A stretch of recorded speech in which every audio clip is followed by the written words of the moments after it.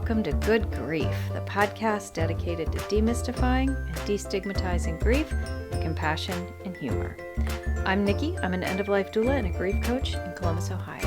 And today, we are going to talk about grief in the elderly. So grief among the elderly, I'm looking at this a little bit like sibling grief too, in that it tends to be a slightly overlooked or at least misrepresented or misidentified type of grief. So grief among the elderly can be particularly distressing for a number of reasons, and again, can also be overlooked for a number of reasons.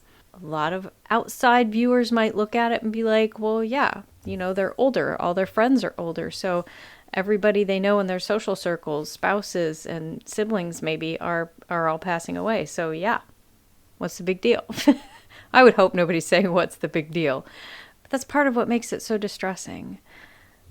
This goes back to my episode on compound loss. There's going to be a lot of losses, likely. This isn't, a for sure thing, but there will be a lot of losses kind of happening in tandem or one right after another or, all at once. It's particularly distressing. But on top of just, hey, I'm in my 80s, 90s, 70s, wherever, and, I'm watching people around me start pass away, you also have all of the losses of your life leading up to that. There's a whole lot of grief baggage, we'll just call it grief baggage, hanging out in your closet already that you've been trying to work through. And now you've got more losses happening on top of that. So I'm not going to say grief in the elderly is the same as compound loss. It can be, because that is another type of loss that happens and another type of grief that they are working towards. But these are all different. And again, grief among the elderly in and of itself, even without throwing in compound grief or complex grief or disenfranchised grief, it's different than grief we are experiencing now for a number of different reasons. So let's take a look at some of the complications or some of the characteristics of grief among the elderly. So let's just kind of use an example that you are an older person and you have lost your spouse, and maybe that spouse is somebody you've been with since you were a teenager or not, but either way, this is obviously the number one person in your life. This is your person, and you have lost them, and you've been working through that grief, and now you've lost one of your best friends. Well, in the past, and I know I can use myself as an example, when I've had losses like my brother or a coworker or other people in my life that I have lost due to death or other losses, the first person I go to for support is my husband. And when you don't have that partner anymore, be it a spouse or domestic partner, whatever, your person, when you don't have that person there anymore to kind of help you navigate this grief, and it can be incredibly isolating. And I'm not saying that's true for everyone. Some people have friends that they can lean on, or children. Their children might be somebody that it depends on the relationships around you and what your relationship is like with your children, that you might lean on them to help work through these losses. Also, when you are advanced in your years, I'm trying to be as delicate as I can. Anyway, I'm just trying to be compassionate because, I don't want to be a jerk and I don't want to make anybody feel bad. So if I'm using terms like elderly and old and aged and advanced years, I hope I'm not offending anybody with any of those terms. So anyway, back to this.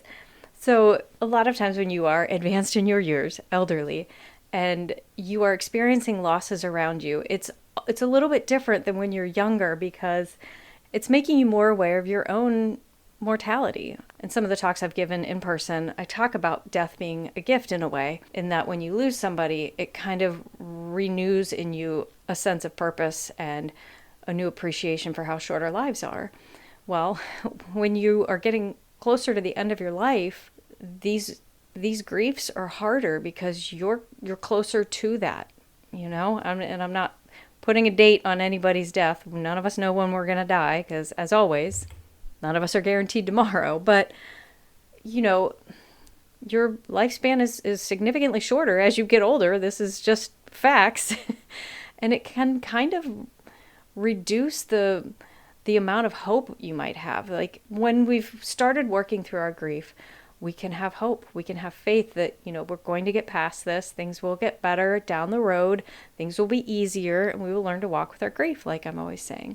Well, if you're 95 years old and you're not sure if you're going to live another 5 to 10 years, maybe none of us are guaranteed tomorrow, but that end date is a little closer. And it's easy to lose hope and say, well, why bother trying to work with this grief? I'm probably going to be dead in XYZ years. It's harder when you have your end date closer at hand. And this can even be for younger people or somebody who might be suffering a terminal illness who is becoming in the last few months or years of their life, and they suffer a loss. It can be really devastating because that sense of hope is built in with the sense of time. And we don't have that when we're older or when we know our death is coming closer to us. It's a lot harder. Grief is so much more complicated the older you get. Again, compound grief. You've had a lot of losses leading up to this. You might have had a lot coming in at once. As I'm always saying, grief isn't always death loss, right? We can grieve other things. As you're getting older, you might be losing some of your freedoms. You might be losing some of your mobility. It might come a point where your car keys are taken away from you for your own safety and safety of others, which I can imagine would be devastating because you've now lost that freedom. You can't just run to the store when you want. You have to, make plans for that and have somebody come help you. And it's hard, and you have to ask for help more. Or you can't walk around as much. Maybe you used to walk to the store, but you can't do that anymore. And, perhaps you're now wheelchair bound or even bed bound. As you progress and as you're older and as certain health complications happen, your freedoms are slowly taken away from you. Maybe you've had to leave your home and you're now in a nursing facility or some type of recovery facility or assisted living. In the line of work I'm in and with the volunteering I do, I've seen all manner of facilities. And some of them are really, really nice and some of them are really, really awful. And there's a lot, I won't get into that right now. There's a lot going into that, and you might be in a place that isn't so nice. And you've had a beautiful home your whole life with your own bedroom and an office and a nice living room that's comfy and cozy and it's you. And now you're in this room, maybe even with a roommate. You might even be stuffed in a room with a complete stranger who groans all night long. It can be really, really hard. And those are griefs we all need to recognize and remember. I will not get on my soapbox right now about visiting people in the nursing homes. I know it's hard. It's hard when you are an adult or middle-aged adult and you have a parent or an elder family member that's in a nursing home and you're still navigating your daily life. It's hard to go see your people every single day. Just always remember they're there and they're lonely. I started visiting somebody through my volunteering at hospice. I've been visiting somebody in a nursing facility, and she's delightful. But just it breaks my heart because this one's a really nice facility too. But it just kind of breaks my heart that I can't go visit everybody there. We were playing cards, and somebody was wheeling by in a wheelchair, and she said, "Oh, what are you guys playing? Is it okay if I come in?" And, I'm going to leave that up to my person. And she was like, absolutely. So she came in and you could tell she just didn't have anybody to talk to. And she was trying to learn the game we were playing. And we chatted with her a bit. And it's just, I want to go visit all of the people. It's so hard. And for the people that work there, they can't focus that much attention. They've got other jobs to do. So, okay, sorry I did get on that soapbox. Hopping back down again. So how can we help our elderly persons in our lives with their grief? Or how can they help them? How can we help ourselves if you are an elderly person who is, suffering on your griefs? If you are an elderly person who has griefs right now that you're trying to work on, what can we do? How can we aid them? So obviously, first and foremost, I'll tell anybody, just listen, let them talk. Especially people who are older, they want to share their stories of their life, which is again, why I'm doing what I'm doing. And Kara, who I interviewed or had on my show a couple weeks ago, who does the Memory Collective, she likes to let people tell their stories to pass on to their life. But people want to share their stories. They want to talk about their life. So just listen. Let them talk. Let them work through their grief and let them talk about their memories and embrace it. I love listening to people tell stories about their lives and their people, and because they get so happy and so excited that they're sharing something, especially if it's somebody you don't know. They're sharing something so beautiful from their life into yours. So I really enjoy listening to people tell stories. I talked about visiting. Do what you can to spend time with people, especially if they've suffered a lot of losses and maybe they don't have their spouse. They're alone. They might be alone a lot. And I know that's a big ask, right? Because we all have, and maybe, I don't have children, but if I did, and I had teenagers that I'm trying to take care of at the same time as I'm holding a full-time job, and I need to help take care of my mother or my father, that's a real difficult spot for us. And it's hard, but you have to try to find that time that you can be with people if you can. And if you can't, there are organizations, at least I know here, hospice has all sorts of organizations. There are churches that have groups that will go visit people. Call these places, call the churches, call some of your hospice facilities and ask, do you have a volunteer program that will go sit with my mother, my aunt, my grandmother?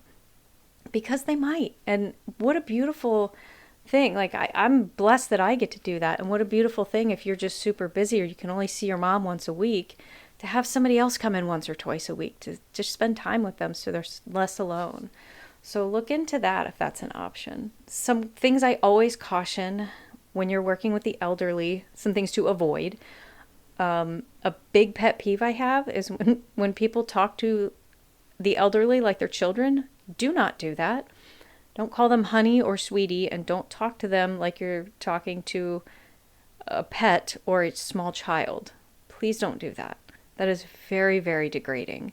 These are adults. These are people that have seen way more than you have and have been around way longer than you. So do not talk down to the elderly. Do not do that. Be gentle, especially if it comes to a point where you're having to remove some of their freedoms. If it's to a point where they're not allowed to drive anymore, or we need to start talking about putting them in a home, be gentle. Don't just say, look, you're doing this. Tough crap. I mean, do you like to be talked to that way? Nobody does. So be as gentle as you can. Be kind, be compassionate. I mean, that's just good advice all over anyway. And just recognize everything I've told you about how complex their grief is and what they're going through right now. Just knowing all that right there is huge. When you have more knowledge about a situation, it's easier to approach somebody and help handle it. Also, encourage them to grieve. I'm always encouraging you, like, you have to process your grief. You have to feel it. Feel your feelings. Encourage them to feel their feelings. Get talked about, they might be thinking, what's the point in working through this? I'm only going to be here another 5 years or whatever. Say, talk to them. Say, so what? Let's go outside and cry. Let's have a big, long cry. And, help give them some of the advice I've given you on, let's put together a project. Let's make a scrapbook. Let's write a letter to them, even though they're deceased. Let's write a letter and we'll take it outside and build like a little tiny fire, or just, that's just my thing. I like to put stuff in my fire pit and burn it when I want to send it off into the universe. Don't throw things in waters. Please don't do that. Keep that in mind. But encourage them to write stuff out or help them. Write a letter for them. Offer, can I write a letter to them for you? Let's write a letter and tell them how much we miss them. Always just encourage them to feel their feelings and be gentle. Okay? Okay. So, with that, it is now time for the Death Deck. Although this time it's going to be the End of Life Deck. Woo! I will continue to use the Death Deck, but I'm going to use the End of Life Deck this time. So, shuffle them up. All right. Pull one at random. Oh, I like this. Are you comfortable? I like all of these. What the heck? All right. Are you comfortable with your family members providing personal care? A, nope, that's what professionals are for. B, shaving, stuff like that. Yes. Bathing, no. Yes, I'm comfortable if they are comfortable. I love that, because as a doula, that's something I encourage with my clients or with their loved ones, is don't be afraid to touch your person. They're not going to, you do need to be more gentle when you're when somebody's at the end of their life because their skin might be more fragile. So you don't want to scrub them. And especially if you're shaving, you got to be super careful. But I encourage them, touch them, give them a foot rub their hands, be gentle, but touch your person. And I love the idea of preparing our loved ones' bodies for funerals ourselves. Because there's something beautiful about that you can wash your person and put them in their favorite clothes and lay them out just the way they want, put their favorite flower on their chest, in their hand. I just feel like it feels more personal that way, and it's an expression of love. I would do that for my parents in a heartbeat, but only if they allow me to. Because consent is everything. Is that right? That is right. Consent is everything. As for myself, I don't know, because I'm one of those people that doesn't necessarily love to be touched a lot, especially by strangers, but I don't know if it would be more comfortable for me to have a family member do it. Now, if it were right now and it were my mother, absolutely. I would let my mother or my father or my husband in a heartbeat. I don't have any children. Would I let my niece and nephew do this? I don't know. We don't quite have that relationship. If they really felt strongly about it, I would allow it. It would feel a little weird, I'm not going to lie. But overall, I guess I'm kind of in the middle. I would almost feel better having a nurse who's a complete stranger wash my private bits than just a relative. But anyway, again, if it were my parents or my husband, absolutely, whatever. Outside of that, I don't know. We'll see. Okay, you guys, thank you so much for tuning in. I appreciate your time. I really hope you got something out of this today. Before I sign off, though, I want to give a special shout out and big thank you to BetterHelp for sponsoring this episode. So if you've been listening to my podcast, you know I'm always reminding you professional help is a great way to work with your grief. And hey, the folks at BetterHelp are going to be there for you. They are the world's largest therapy service. It is 100% online, so you don't have to wear pants if you don't want to. But at BetterHelp, you can tap into this network of over 25,000 licensed and experienced therapists who can help you with a ton of issues, like maybe grief. You just have to go to their website, answer a few questions about your needs and preferences. Do you prefer a male therapist or a female therapist? You get to pick. That way they can get you the right therapist from their network that is good for you. You can talk to your therapist however you're comfortable with, whether it's text, chat, phone, video call. If you do video call, maybe wear pants. Unless it's chest up. I'm not going to tell you what to do with your life. You can message your therapist at any time, schedule live sessions when it is convenient for you. Don't have to miss work if you don't want to. And if for some reason you're not vibing on your therapist, you can switch to a new one. No charge. With BetterHelp, you get the same professionalism and quality you expect from in-office therapy, but with therapists that are custom picked for you. Matchmaker, matchmaker, make me a match with a therapist. Okay. All right. You can get 10% off your first month at betterhelp.com/Nikki the Death Doula. So that's BetterHelp, HELP.com/Nikki the Death Doula. All right. Thank you guys so much for tuning in. I hope you have a wonderful week. And remember, your grief is yours, your feelings are valid, and grief doesn't always have to suck. If you enjoyed today's episode, please leave me a review on Apple Podcasts or wherever you're listening today. It really helps the algorithm so more people can find me. But if you'd like to find me elsewhere, I'm at NikkiTheDeathDoula.com. I'm also on Facebook and Instagram at Nikki the Death Doula. Please feel free to reach out to me there. And if you'd like to support me on Patreon, you can find me at patreon.com/Nikki the Death Doula. As always, all the money I receive through my Patreon goes into a fund so that I can provide pro bono work to those who cannot afford my services. And you'll also get access to bonus content and maybe even a shout out here on the podcast. Scripts, editing, sound design, production, literally everything is done by me, myself, just me. Except for the music. The music is Cheery Monday by Kevin MacLeod, and you can find license information at filmmusic.io/standard-license. And as always, a special shout out to my best friend and husband for continuing to support me along the way.